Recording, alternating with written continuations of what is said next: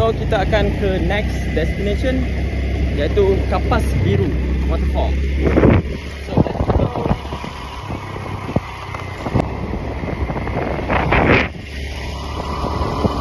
Kita akan ke Kapas Biru Waterfall.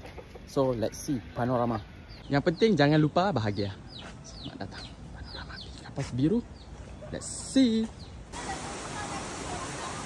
Kita sampai di panorama Kapas Biru.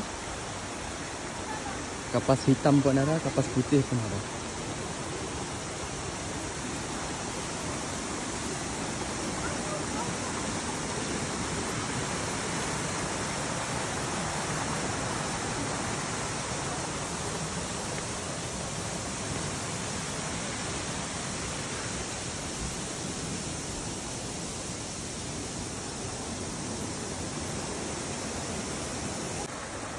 Cuci sini.